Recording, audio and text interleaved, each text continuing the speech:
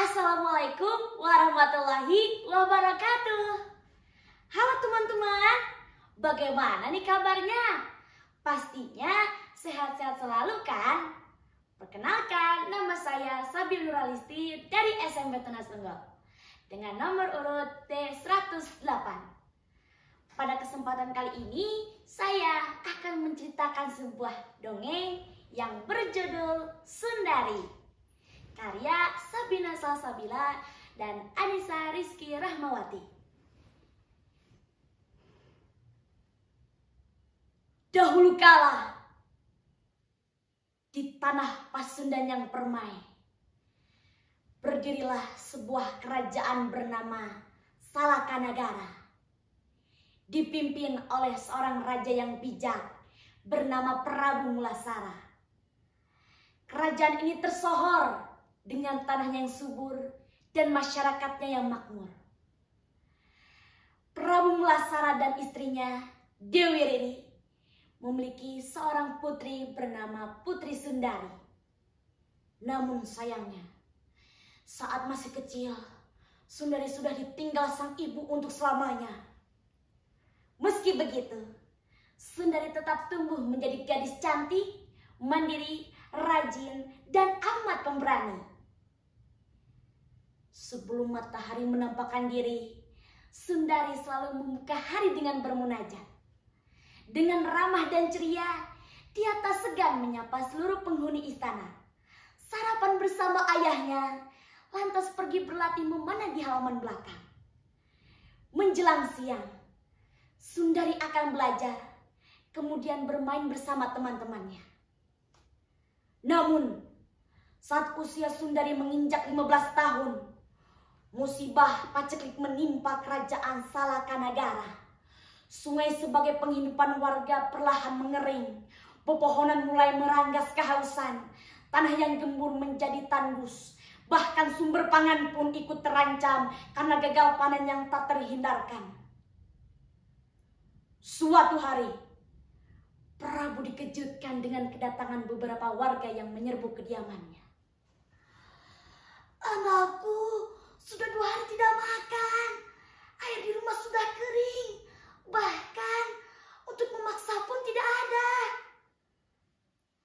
Seolah bergiliran, para rakyat berbondong-bondong mengadu kepada sang raja. "Gusti Prabu, air sungai mengering. Tanaman kami layu. Ternak kami mati. Anak-anak kami menangis kehausan." "Benar Gusti Prabu, kami sudah tak tahan. Tolonglah rakyatmu ini." "Wahai Gusti Prabu, di utara sana seorang rakyat telah gugur. Dia berjuang mencari sumber air dan makanan demi keluarganya yang kehausan dan kelaparan." Mendengar itu, Prabu termenung memikirkan nasib rakyatnya. "Rakyatku sungguh amat menderita. Awal, siapkan keretaku. Malam ini, aku akan pergi mencari bantuan dari kerajaan lain. Sundari, ayah titipkan kerajaan ini padamu." Sundari mengangguk. "Baik, ayah." Satu purnama berlalu, sang raja kembali.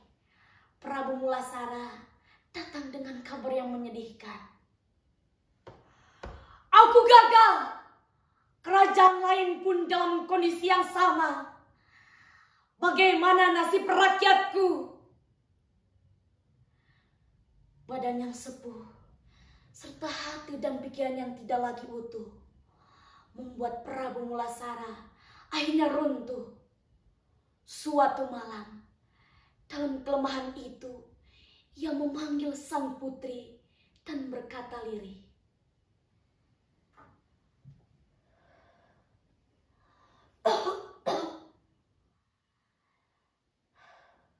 "Nah, mungkin usia ayah tidak akan lama lagi. Jadilah pemimpin yang bijaksana." Sundari mengangguk perlahan. Tentu ayah, aku akan menjadi pemimpin yang bijaksana. Pagi harinya, Prabu Mulasara berpulang setelah berjuang sekuat tenaga. Sayangnya, Sundari tak punya cukup waktu untuk berduka. Dia harus segera bangkit dan menolong rakyatnya. 1 bulan setelah Prabu Mulasara pergi, Sundari tiba-tiba bermimpi. Ia bertemu dengan seorang pria parubaya. Pria tersebut berkata, "Nah, air tidak selalu berasal dari bumi. Terkadang ia muncul dari pengorbanan dan ketulusan.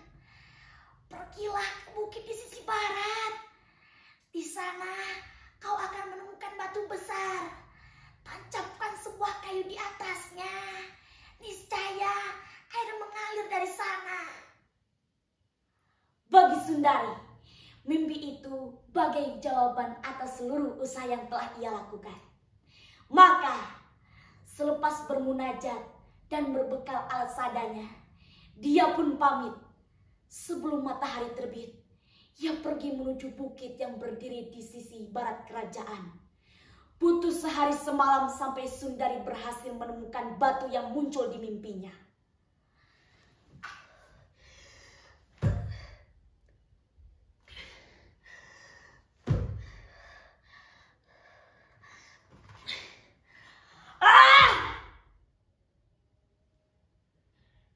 Dengan susah payah, Sundari menancapkan kayu pada batu kokoh itu. Sampai energinya habis, Sundari akhirnya menangis sebab merasa usahanya tak membuahkan hasil. "Ayah, maafkan aku. Aku gagal menjaga dan melindungi rakyatku. Duh Gusti, jika harus ada yang kukorbankan, biarlah aku menghadapinya."